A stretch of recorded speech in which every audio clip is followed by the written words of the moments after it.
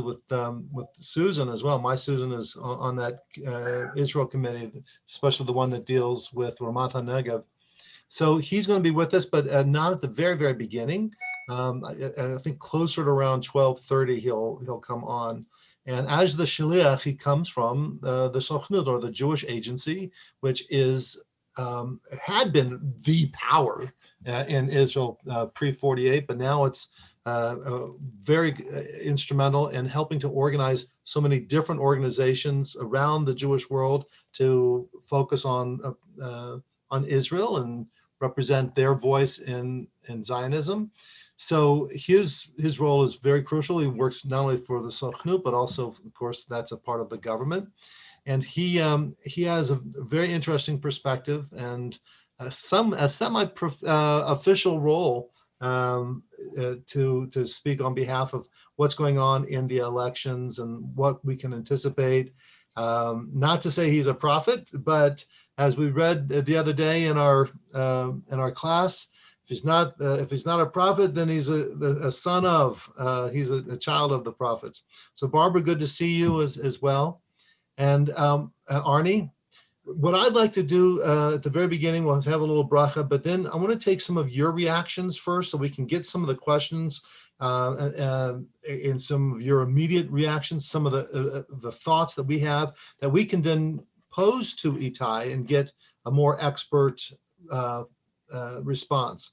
So with that, Baruch Atah Adonai Eloheinu melech haolam asher kedeshanu b'mitzvotav v'tzivanu la'asok b'divrei Torah. Praise you, Adonai, our God, creator of the universe. You've sanctified us with mitzvot, and you've commanded us to engage with words of Torah. And I think that's Mel and Roberta coming on, and Kathy. Yay, very good. So the election came out, and surprise, surprise, it's not an immediate answer. I think my Susan's coming on. Yay, there you go. Hey, Susie. And then, there's been at least 2 times in which Susan and I have been on a Temple Sinai tour to Israel, and we were in New York, and we took off. And as we were taking off, the news was that the Ma'arach, or Labor, had won, and there's going to be a new government. And it was going to be pretty exciting because we were going to be in Israel as they're forming new government. And what's that new world going to be like? Not once, but twice we took off from New York with that expectation. And it was, it's a long trip, whatever, 16, 17, 18 hours later, we land in Israel. And they said, no, Bibi won. Bibi won. And that was it. We said, no, isn't there like a recount? I mean, for sure. And they go, no, it's done. It's over. And so polls in the United States are proving to be not so dependable. In Israel, it's the same thing. So you could, not just the polls right before the election, the immediate polls afterwards are not so dependable. So it does take some more time, even in the few days. And Yoni, I want you to weigh in on this a bit as well. Even in the few days that we've had since the election, which was on Tuesday in Israel, there's been the numbers of members of Knesset assigned to one party or the other. This one's gone down 1 or 2, and that one's gone up 1 or 2, and that makes a huge difference. And as Itai is going to come in just a little bit, Yoni has mishpacha, both his parents and his brother is in Israel, and I thought maybe you could offer a little perspective as well. And I also want to make sure, and I'll take notes, I'll be the secretary, make sure that we get some questions that you have to pose to Itai. So Yoni, you want to share? Yeah, I'll just share that I've got both of my parents and a younger brother in Israel, and they don't share with me how they vote, and even if they did, I wouldn't share on here how they vote. But I mean, there is, my parents are more recent Olim to Israel than my brother is, so they're around the 3-year mark, and they're still excited. My parents are still excited every time they get to vote, which now they've voted like 5 times in the past year or whatever it is, but they're thrilled. My younger brother, who's been in Israel for 7 or 8 years already, is less excited about every round of voting. And part of that is because he has to travel to Jerusalem to vote. But,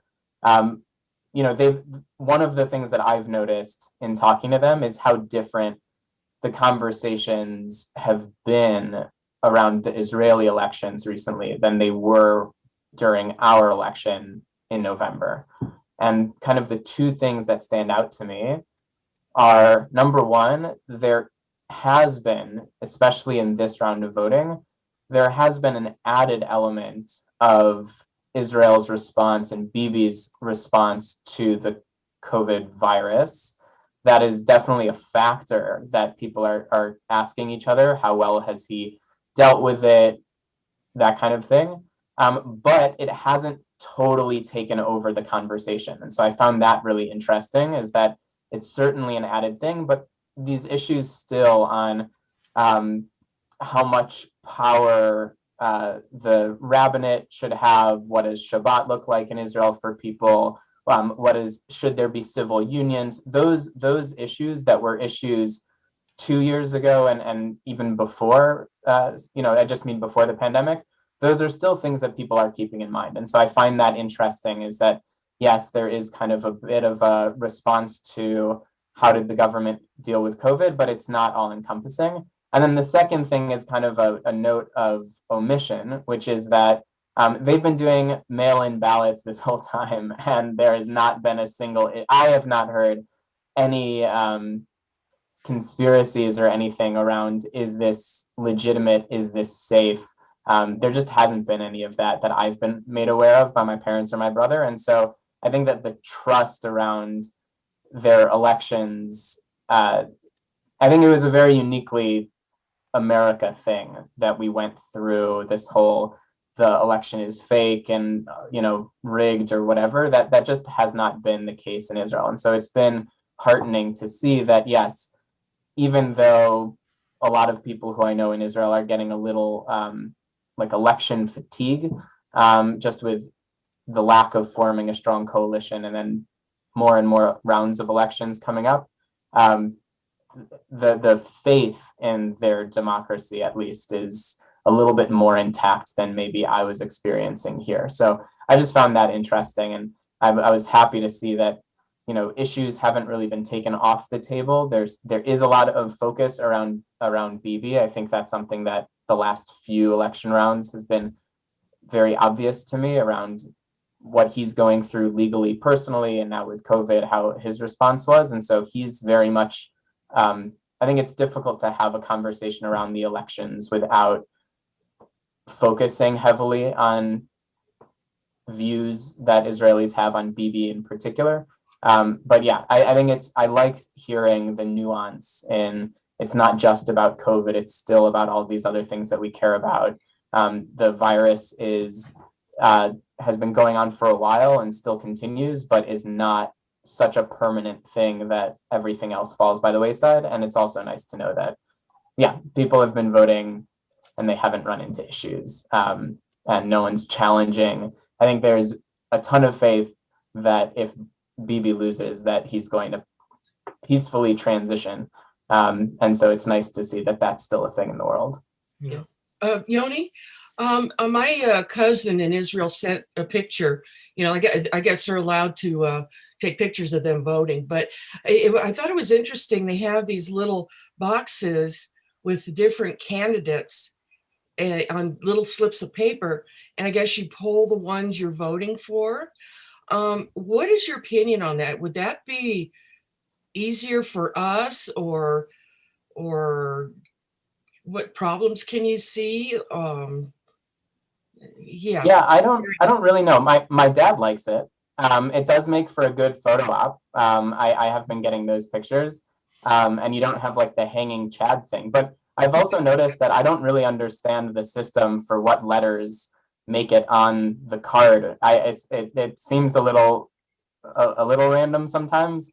But yeah, it very much, those pictures remind me of like the charts that you have in school by the door when you're like learning the ABCs. Yeah.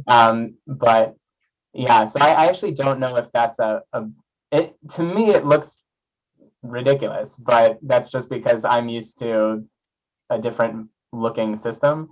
But I don't know if that lends itself to clarity. But yeah, I do find it interesting, all the photo ops of people like putting their cards in the box.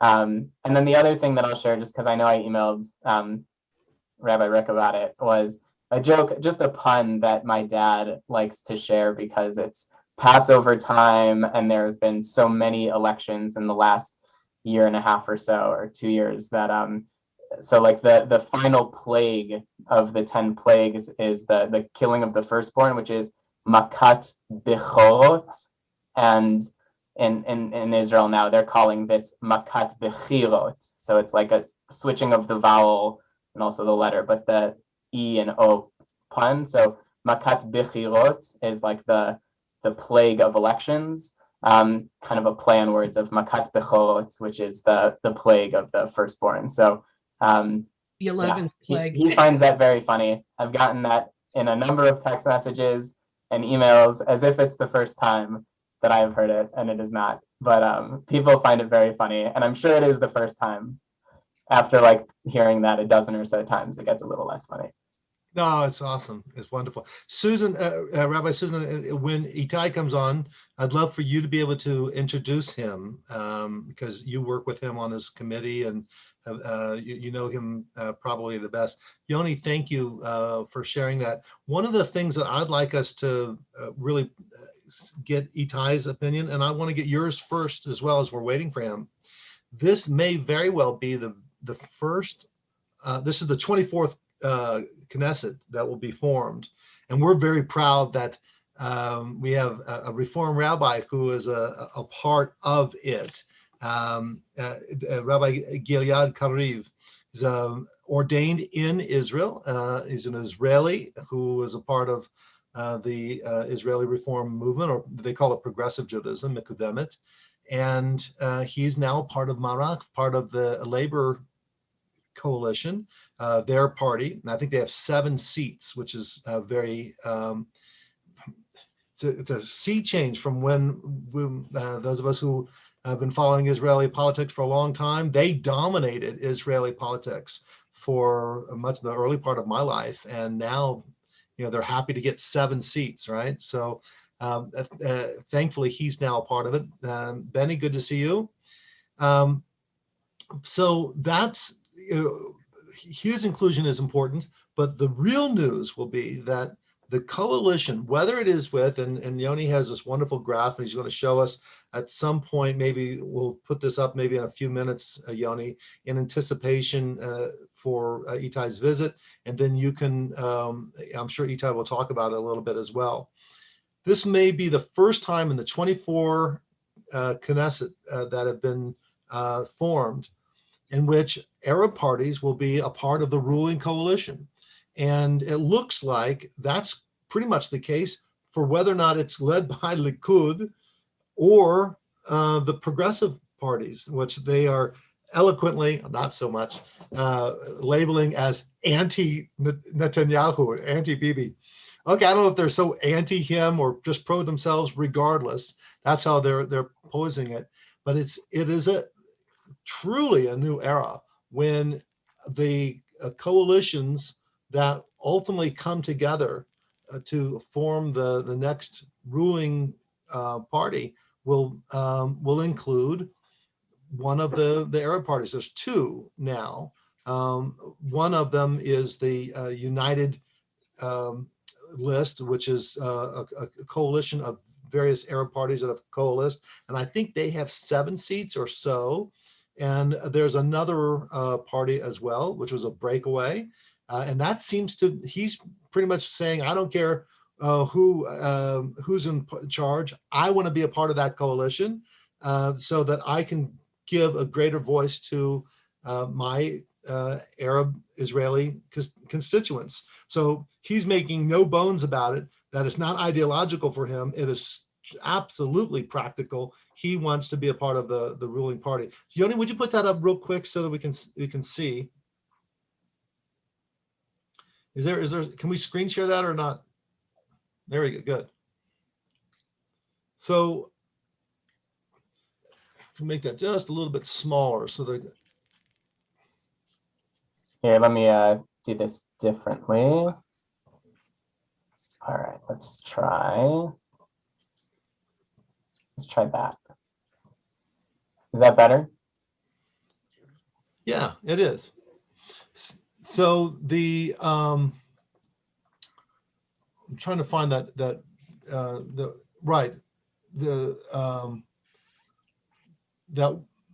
one Arab party.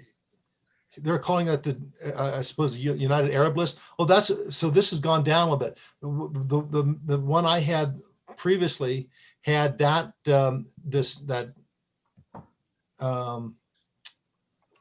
him at 5. But anyway, this is very fluid, as you can see. It's going back and forth. So you need 61 to win, and I know Itai is going to give us a truly educated perspective as to how it all folds out. But you need 61 because there's 120 seats, and the absolute right-wing pro-Netanyahu bloc, and of course includes not only Likud but also now where are they putting Yamina? They're putting Yamina as uncommitted. I don't know if I would put that as uncommitted. I think Yamina is pretty much by the name they even chose is pretty right wing. So that puts them around 59, but still under 61. And in order for that group to get in, they will need to get one other party. And will it be Kahol Velavan, or the Blue and White Party, or perhaps maybe they can talk Lieberman from Israel Beitenu? It's not clear, but Likud is counting on the for sure votes of the Haredi ultra-Orthodox group, although United Zionists wouldn't be called Haredi. They're just mainstream Zionist Orthodox. But those two lists right here, one is United Arab List and the other is the Joint List. They now are credited. Let's get out of the screen share right now. They're saying that the Arab parties have 10, which, as Itai will talk to us in a little bit. We'll get to a better view. Can we get the whole? There we go. I think last time they had 15. Does that sound, Susan? Is that what it sounded like? The Arab parties, Yoni? Are you asking the previous round of elections? They had 13. But they've gone down. They went from 13 to 10? They had 13 in the last round of elections. And so now they're down. It looks like they're going down to 10, and that's why one of them will maybe be the kingmaker.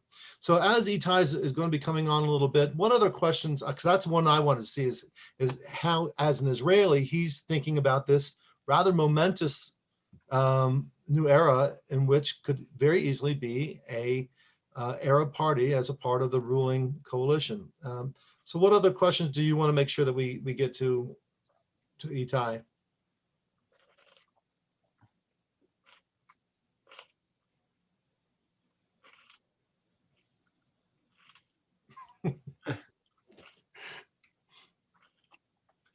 Well, how would you guys feel about that? I mean, well, how would that affect, like, the women of the wall say? well, we don't know.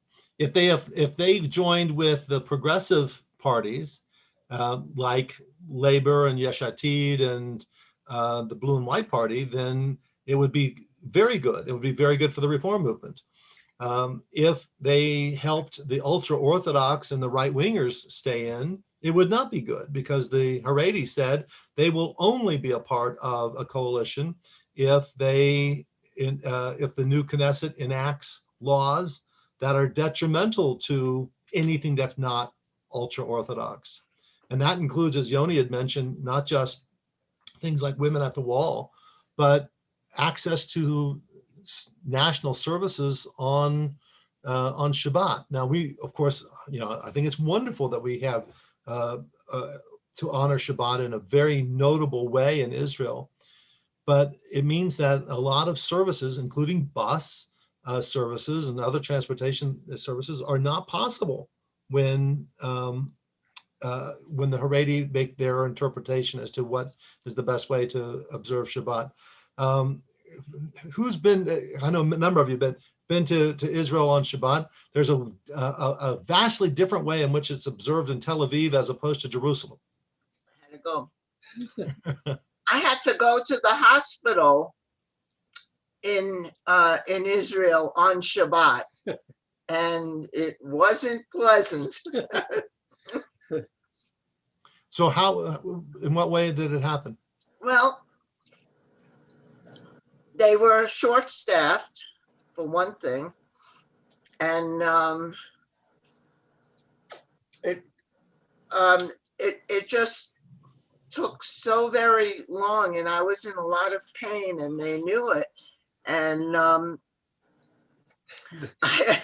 I was there for a very, very long time. I had a gout attack. Yeah. And They let us, I couldn't walk.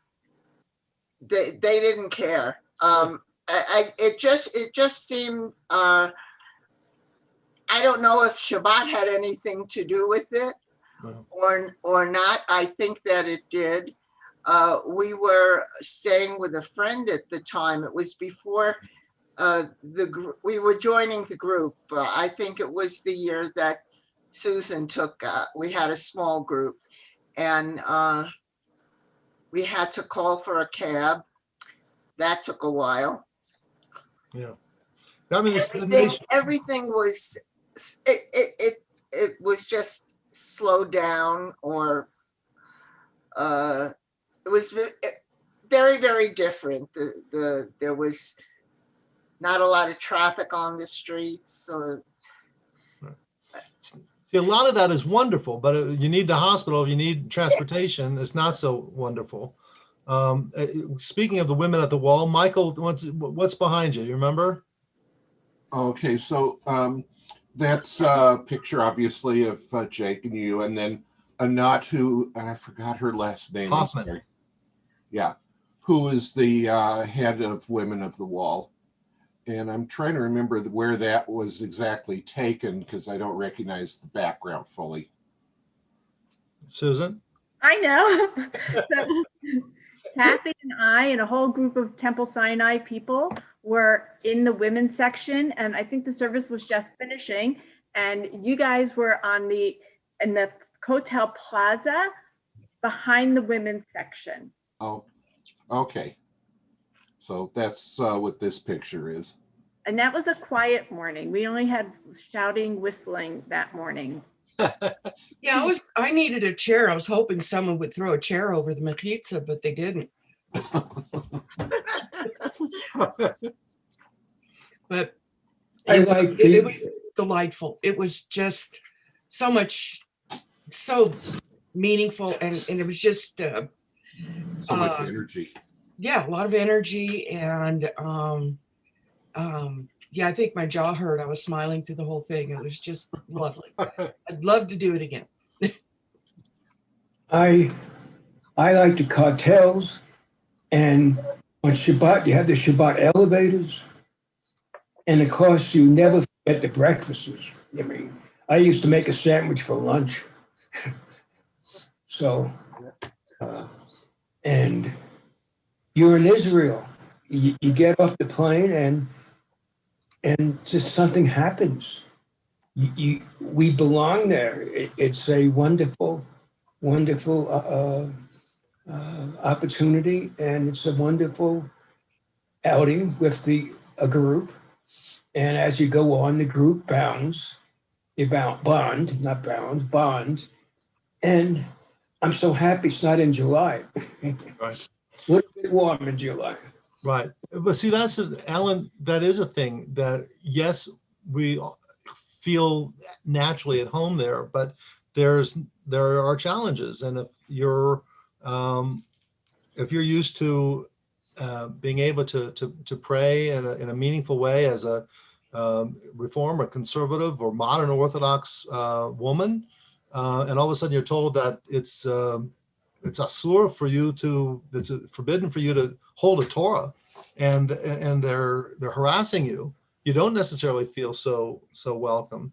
And so there are challenges as Israel is struggling to weigh the ramifications of a coalition government, which means that there are certain minor parties that can impose an agenda that is detrimental to the majority. And that's something we're not used to so much. We have a little bit of it, not so much. But anyway, I know Itai will be able to share a little bit with that as well. Marshall Tobin asked a very important question in the chat, and that is, what effect will American-Israeli relations be now once there's a new government? Well, there's two new governments. There will be the new government, of course, with the Biden administration, and Secretary of State Blinken is terrific. And by the way, President Biden has been a very strong supporter of Israel throughout his political career.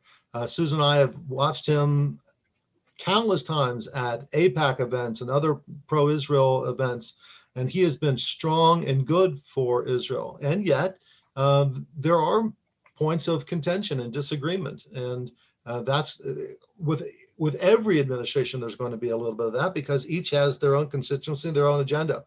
But the new government in Israel, what will it be like? And it may be better, it may be worse.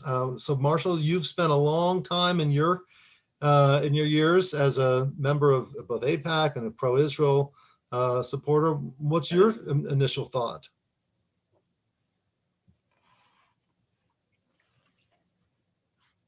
Well, Marshall, yeah, quick. Okay, well, Trump was extremely pro-Israel, and even when he met with Netanyahu, he said there'll be two-party state, and Netanyahu said there'll be a one-party state, and Trump immediately agreed with him. But I don't know that would happen, no matter, because we have a new government, and as you pointed out, I meant to say both governments when I posed the question, but I think there's a lot of stuff up in the air. Right. So let's hear from the expert here. Susan, would you introduce Itai Divinsky to our group? And thank you. Baruch haba. Hi, Itai, and thank you. Itai Divinsky, many of you have met before in person, and he's been here at Lunch and Learn before, but Itai is the Jewish community Shaliach. He's a senior emissary serving Jewish Colorado, representing the Jewish Agency for Israel. Itai, I believe that you're almost completed 2 years here, like a year and 3/4, as our community Shaliach. And the great news is that he's going to be here for another year. And so we look forward to welcoming you in person to Temple Sinai. Itai comes from Ramat Negev, from a community called Shizak, which is unique in that community, we have secular and more traditional Jews living together. And the beauty of Shizak is to try to find a common ground where everybody can live a meaningful Jewish Israeli life in his or her own way. He's a community educator within Israel, working with different groups, different sectors, also worked in Ashalim, which is a community built by and for younger individuals. He's had experience leading tours throughout Israel. And I could read the biography, and you can too, on the website on Jewish Colorado. But the thing I want to share with you about Itai is that his passion for Israel is so deep, and his knowledge about Israel is so broad. And every time that I have the privilege, Itai, of learning from you and hearing your Israel updates, I come away absolutely awed by your knowledge and by what I have learned every single time. So it is a pleasure to welcome you back to Temple Sinai's Lunch and Learn, and we are ready to hear your Israel update about this past election. Thanks a lot, Rabbi, and it's always great to be with you. And every time I present myself and I talk about coming here and meeting American Jewry, I always mention that the first time I met a Reform rabbi was you, Rabbi Rheins, and let alone a Reform woman and a rabbi woman. So that was all. My first exposure to American Judaism was at Temple Sinai, and we've stayed in touch ever since. And I'm thankful for the opportunity. Now, I'm here to talk about the election that we just had. The issue is that the way Israeli elections work, they're not done, because voting is only the first part, the part of dividing up the electoral power between the different parties. But after that comes the hard work of forming a coalition. And I have talked about this in the past, but just for those of you who have a hard time following the strange politics of Israel, what happens now, before going into the results, I'll just shortly explain what has to happen now. After we have the official results in, which will be in a few days, we already have the final but non-official results. They're not official because they have to be ratified. They will be ratified in a few days. And then the next step is to all the parties meet, go to the house of the president, meet with the president, and give him the recommendation of who they recommend to become prime minister or to form a coalition. After the president gets all the recommendations, he gives one member of Knesset the task of forming a new government. Now, the Israeli law does not limit the president in who he gives that task to, but it has always been the case that whoever has the biggest number of parties recommending, that is the one that the president will task with forming a new government. So right now, a lot of the conversation is not around who will become prime minister, but it's actually the first technical step was who does every party recommend to the president. And there are the parties where it's very natural. Right-leaning parties will recommend Netanyahu, but all the rest, there used to be two very clear blocks. Today there isn't. So it's very unclear who they are going to recommend to the president.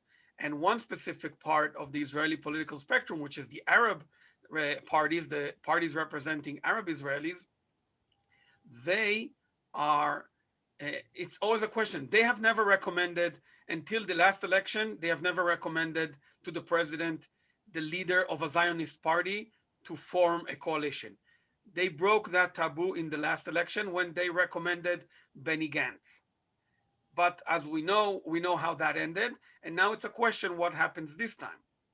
And that already takes me into the results of the election, but just to finish the thought of what happens next.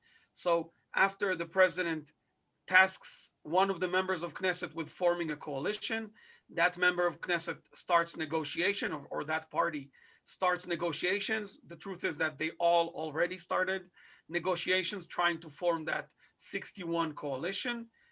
If that member of Knesset is able to form a coalition which has 61 members of Knesset, why 61? Because we have 120 members of Knesset, so 61 is half, is a majority, over half. If he's able to form that majority coalition, he goes back to the president, and he reports to the president that he has a coalition, and then they swear in the new government and things get going. If the prime minister, if the person tasked with forming a government is not able to form a 61 coalition, then the president gives him a couple of weeks, an extension. If he's still unable, the president can either give that task to another member of Knesset, which he feels has a good chance at forming a coalition, or if a few more days pass, then automatically the new Knesset dissolves and we go to a fifth election. So that's where we are now. We are now waiting for the final official results, and then the parties will start meeting with the president and giving their recommendation. Now a bit into the results. So the way it's looking, and it's pretty final at this time because they finished counting, what we are seeing in the results is that, again, just like the previous 3 elections, there is no side that can form a 61 coalition easily, naturally. What do I mean? I remind you, it's not about who gets the most votes. It's about which conglomerate of parties or coalition of parties is able to reach a majority. And right now, we are not talking this time around, we're not really talking about left and right like we used to, where we had the left bloc led by Labor, the right bloc led by Likud. That's not what we're talking. Today, the language is more around pro-Bibi or anti-Bibi, pro-Netanyahu, anti-Netanyahu. So the pro-Netanyahu includes Likud, the ultra-Orthodox Haredi parties, and the Yemina party, which represents Orthodox settler, so the Orthodox, Zionist Orthodox, who are a lot of that constituency is settlers, but not only. And also we are assuming that the party Yemina, led by Naftali Bennett, will also join Netanyahu's bloc if they get the offer to. But that is a bit unclear because throughout the campaign, the leader of that party, Naftali Bennett, has been ambiguous on purpose. He has tried to say that he thinks Netanyahu should be replaced for many reasons, and that he would rather not, he would rather form another coalition, but he was vague. He wasn't clear this way or the other. So that's a question. But even with this party, which is kind of in the middle, leaning towards yes, joining Netanyahu, everyone assumes, even with them, they reach 59. Their coalition reaches 59. Now you look at the other side, the anti-Netanyahu side, that is a whole different story. For one, they don't have a clear leader. So I explained that they have to go and recommend someone. They don't have a clear someone because the leaders of those parties, some of them have said already that they would not be willing to sit in a government under this candidate or that candidate. So that's already campaign promises that have to be broken in order to actually form a coalition there. Secondly, if you look ideologically, it would be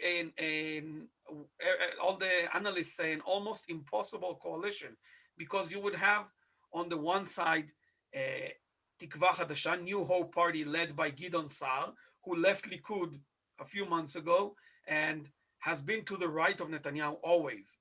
Sa'ar has always been politically positioned to the right of Netanyahu, not to his left, inside Likud. He left because he thinks Netanyahu is bad. Sorry. And he started a new party. Now, the anti-Netanyahu coalition would include someone like that, who is deep into the right, together with Meretz, which is the far left of the Israeli spectrum, maybe even together with the Arab parties, some of which officially do not support the idea of Israel as a Jewish state and think that Israel should be a secular state. So having those cooperating together in a coalition seems to be almost impossible. It's a question, how much is the hatred towards Netanyahu or the opposition towards Netanyahu, how strong is it? Is it strong enough to bridge such deep and wide political gaps between those parties and those people in those parties? Even if we look at them, they also, if they all come together, they still would not reach the 61 they need without having Naftali Bennett, who is a moderate, Orthodox, but moderate, I would say, join them, and also Abbas, which is an Arab party representing the Islamic movement, which is a brother or sister organization of the Islamic Brotherhood. And they have either 4 or 5 seats. I saw some, what I saw in the results is 5, but I heard in the radio 4, so I'm not sure. They, at the end of the day, are right in the middle. Now, this specific party with its leader is kind of like the joker of these elections. He's the wild card of these elections, because if you remember, the 3 Arab parties ran as a joint list. They ran together as a conglomerate of 3 parties. This time around, they didn't. They ran as 2 parties. One is a conglomerate of the 2, and the third one broke off and ran independently. Why did the third one run independently? Because the leader of that party said, enough with being on the outside. We are willing to work with any government with any Israeli government, be it a right-wing government or a left-wing government. We want to work with the government. And if it's Netanyahu, we're willing to work with Netanyahu. We don't care. We want the things that are important to our constituency to be promoted. And he outright said before the elections that he would work with anyone, Netanyahu or the other side, who was willing to give him and his constituency the things that they care about. And right now, either side cannot form a coalition without these 5 seats, without their vote. So it will be very interesting to see. Now, we are already seeing a very strong internal struggle inside the right, inside the Netanyahu coalition, about whether it's okay or not to politically work together with a party representing the Islamic movement, which its members have in the past said things that for many Israelis are outside, are beyond the red line, I would say. So it's a very big question. But there is also a bit more into my personal interpretation, my opinion. I think there's also a great opportunity here if we are going to see a right-wing government embrace and bring into the government table an Arab party for the first time. And that is a very difficult coalition. And I'm far from being sure that they will do that. But if they do that, this could be a very big precedent and a very big step forward in integrating Israeli Arabs in Israeli political life, the Israeli political system. So after all of this very long explanation, what we have to remember is that the way it's looking right now, there is no easy to form 61 coalition, because Netanyahu is close, but not close enough. In order to form this, to reach the 61, if he brings on Ra'am, which is that small Arab party I was talking about, if he brings them on, he has some on the far right that would leave, that would not be willing to cooperate with them because they're on the far right. So that seems like a very difficult coalition to form. The other side, I explained, it's a whole mess, and they don't have one person leading the way, and there are the ideological gaps there are so large that it also feels like a very difficult coalition. And we're left with 2 options. One is a 5th election, which unfortunately seems like a very realistic possibility to many Israelis at this point. And the second one is, or I guess a very unlikely one, is forming those impossible coalitions, but seems very unlikely. And then the third option is break some party, and this is what we've been looking at all of these elections, and essentially what ended up happening the last election is that blue and white broke off into 2 parts. One part joined Netanyahu's government and gave him the 61 he needed, and the other part stayed in the opposition. So unless we see one party or a few members of one party defect, break the lines, and move to the other side, then it doesn't really seem right now like there is a coalition to form.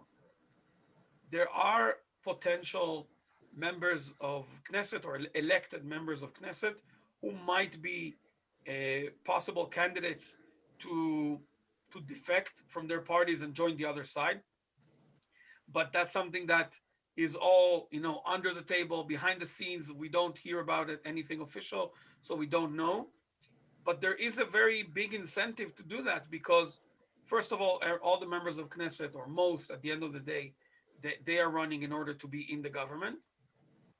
And second, and this is exactly what happened with Gantz, with blue and white, the incentive to save Israel from another election and try to form a government which will be stable and prevent the next election, that is a big incentive.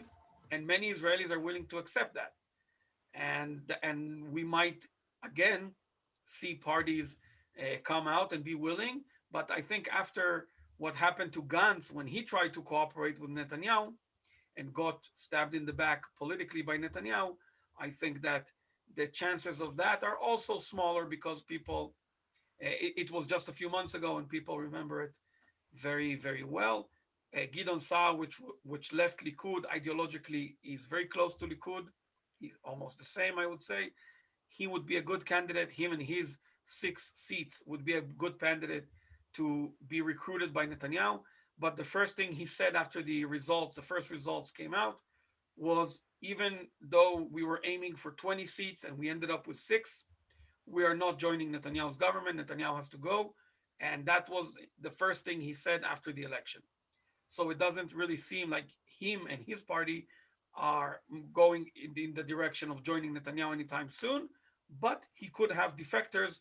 As I said, that party ideologically is very close to Likud, and there will be now a lot of pressure on those people, 3 or 4 of them, to maybe leave their party and either start a new party or outright switch to Likud and give the Netanyahu the 61 he needs to form a coalition. I know it's confusing. I'm happy to stop and see if there are any questions or comments. Itai, that was spectacular. Get a drink of water. Out loud.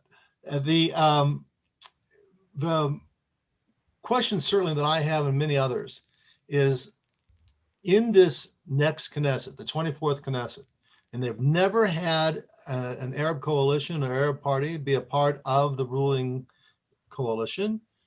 As an Israeli, as someone who has grown up without ever this being, I mean, when you were young, it was Ef Shara, and who would have thought of it? But now it may very well be a necessity for either Netanyahu or for Yair Lapid or whomever else on the left can do it. What's your take on that? This is a game changer for Israeli politics. Yes, I agree. I agree this is a game changer. And I was listening to a panel on Channel 20 yesterday. Channel 20 is, if anyone joined us, I had a conversation with a journalist a few weeks ago, Lital Shemesh. She works there. I would say it's the Israeli Fox News. So it's very right-leaning. A lot of the journalists there are Orthodox, conservative, and they also usually are more on the side that supports Netanyahu. And one of the most outspoken Netanyahu supporter journalists in that channel was talking about the great opportunity. And I said, this is a very right-wing journalist. He was talking about the great opportunity of a right-wing government embracing Israeli Arabs and really making them an active part of the governing coalition. So I think that a lot of people see this as a great opportunity and a game changer. And paradoxically, it's sometimes, almost always, much easier. It would be much easier for a right-leaning prime minister to do something like this than a left-leaning. It's much easier for Netanyahu to pave the way to embracing Israeli Arabs into the coalition for the first time. It's much easier for someone like Netanyahu than someone who is on the left, because they would be attacked much more. And when it comes from the right, it's usually much easier to pass. The same we saw with peace treaties in the past also. So this could be a crucial moment. The one thing, the issue is that at the same time where we see this potential growing, we see for the first time the Arab parties recommending to the president the head of a Zionist party, to form the coalition. And we also see number 7 in labor is an Arab woman married to a Jewish Israeli. And it was a whole controversy around her when she was elected in the primaries, but she is going to be in. It looks like they have the 7 seats, labor, Avodah. And so on the one hand, you have all of this, the mainstream, the Israeli political mainstream, being more and more open to accept the Arab parties. But on the other hand, you also have elements on the far right, which have never been able to get elected to the Knesset, or no, I wouldn't say never, but have usually not been able to become members of Knesset. This time around, they're in. They're in the Tzionut Hadatit party, led by Bezalel Smotrich, and they are ideologues on the far right, and I would be very surprised if they are pragmatic enough to go with Netanyahu if he decides to try to have this Arab party join the coalition. So on the one hand, great potential. On the other hand, it's becoming challenging because from the other side, there are forces that would oppose it. Right. And some of them were almost in the line of the Meir Kahane, who had once been, the Kach party was banned by the Israeli Supreme Court because of their racism. So that's going to be very interesting. I can't imagine that they would sit easily. Dr. Mel Klein asked a very interesting question. He said, really within, whether it's Netanyahu or the left, what ministry would they give to one of the Arab parties in order to make that coalition? What do you think? It would probably be, and this has already been talked about, some kind of a ministry for minority affairs. So a ministry that could promote the issues in the Arab communities in a centralized way. So they would work with more policing because of a violence problem. They would work with city planning in order to plan new neighborhoods, which is a great need. They would work with the Ministry of Education on educational needs. So those are the big needs, and infrastructure. Very, very good. Which was the Kahane minister, not minister, member of Knesset? So right now in the party called Hatzionut Hadatit, led by Bezalel Smotrich, we have the most outspoken one is Itamar Ben Gvir. Right. Itamar Ben Gvir is he's a lawyer. He fights a lot in court. I mean, he fights a lot to defend settlers whenever there's issues there. And also a few years ago, when a soldier was accused of killing and actually went to jail at the end, of killing a terrorist in circumstances that were not acceptable, then Ben Gvir was also involved in his defense. So Ben Gvir has been a very outspoken person. He has a party called Otzma Yehudit, and they have been running for the Knesset for many years, but they have never been able to pass the electoral threshold.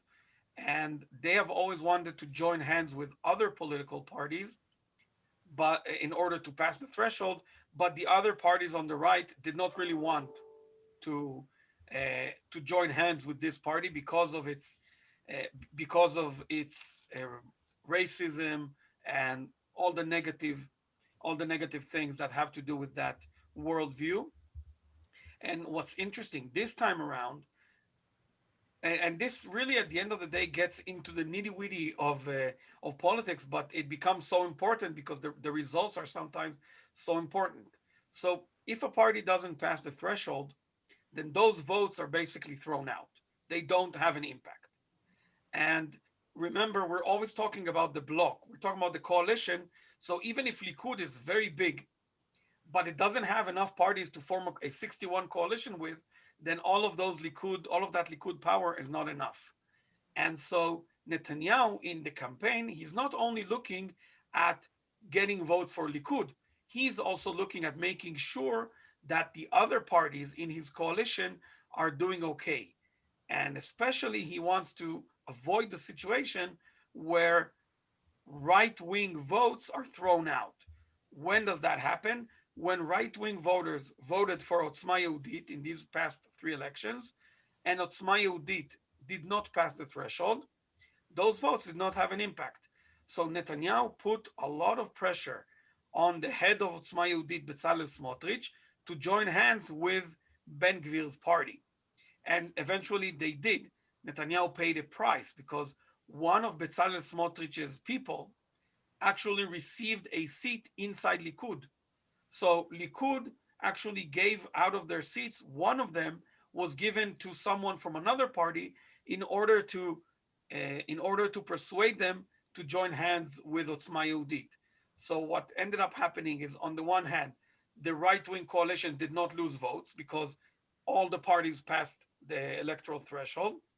But on the other hand, for the first time, we have far-right extremists inside the Knesset, and this is something that was not only facilitated, but orchestrated by Benjamin Netanyahu. And of course, that is a very, very big deal for many, many Israelis. Yeah, I know that gets really complicated. That gets really into the weeds of Israeli politics. Mel Klein asked a very important follow-up, and that is that there's a distinction between left and right in the United States, which we understand. We throw around those terms. It means a little bit different in Israel. Could you explicate that just a little bit too? Yeah, I think that's a very important point in keeping up to date with what's happening in Israel. So traditionally, left and right in Israel was mainly about issues that had to do with the Palestinian conflict, where the left put an emphasis on separation from the Palestinians, on peace, on a two-state solution, and the right was more hawkish. And Netanyahu also gave a speech in the Bar Ilan University embracing the two-state solution. So it's not like all of the right is against the two-state solution. It's not black and white at all. But I would say the right is much more militaristic when it comes to the conflict, and is harder to persuade in making compromises. But again, on the other hand, on the left, we've had, Yitzhak Rabin, who made peace and was one of the greatest leaders of the left, and made peace, or the beginning of peace, with the Palestinians. He was himself a general who fought in Israel's wars and was a decorated hero in general. So it's not the simple, peace and war, because there is more of a mixture. But generally speaking, the left was much more, or put an emphasis on doing everything possible for peace, where the right more about put more of an emphasis on security. They did not completely say that or give up on peace, just like the left never gave up on security, obviously. Today, something that Netanyahu has been very good at is really reframing the conversation. And today, at this point, it almost feels like the right is a synonym of Netanyahu supporters. I would say that, or maybe a few numbers will help. In polls, when Jewish Israelis are asked what they self-identify, about 2/3, maybe even more, self-identify as conservative politically, conservative and lean to the right. And only a minority and a very few self-identify as left, and a bit more as center. But the vast majority of Israelis identify as right. You look at the results of this election. If you take the two parties led by Naftali Bennett and Gideon Sa'ar, these are two parties that represent right-wing constituencies. They are, as I said, to the right of Netanyahu, have always been. But they are not Netanyahu supporters. So these are right-leaning, not Netanyahu supporters. They are getting together around 10% of the popular vote. So you understand that the biggest part of those right-leaning Israelis, which are the majority, support Netanyahu. And then it becomes a question, it has become blurred, and hopefully the day after Netanyahu, things will kind of go back to where they were, because really today, the distinction between the camps is not so much on ideology, for a few reasons. The biggest one being Netanyahu, that it's all about, do we want to change Netanyahu or do we support Netanyahu? But also the ideology of peace and reconciliation, there are many Israelis who are not buying into that anymore. And it's difficult for the parties on the left to sell that. So they are shying away from that and looking for other. And so Israeli politics are in the midst of a change, of a reshifting of what the camps are. I will say that the biggest difference between here and there is that here it's a lot about the economic right or left. And in Israel, it's not really so much. The parties that are most to the right in Israel are actually big supporters of welfare policies and things like that. So it's not the economic divide that you have here. Itai, you know what?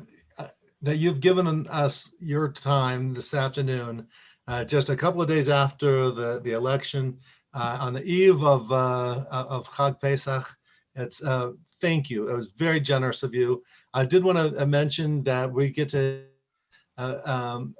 You have organized an Israel Celebration Day on May 2nd on Sunday, and Temple Sinai is very privileged to be one of the hosts of that. You and your committee, together with Jewish Colorado, have done just magnificent work to help us through this time of pandemic, and kol hakavod to you and your family, your loved ones. And I hope that you will agree to come back, because 2 days later, we're still figuring out what the heck happened. And now we're going to be seeing how it is, and I'm sure there'll be, with more developments, something new to talk about and new to learn, and you are always enlightening. So thank you very, very much. Can we give him a little applaud? Good. So thank you very much, Itai. And Yoni, thank you for bringing all of the graphics and everything that you did as well. And for that, I wish everyone a Shabbat Shalom and a Chag Pesach Sameach. And keep reading the news, keep reading it. Jerusalem Post is online. There's Times of Israel is available. We'll be, I think there's a new era coming into Israel, and hopefully it'll be one where there's more prosperity, security, and goodness for everyone who lives there. All right. Lehitraot.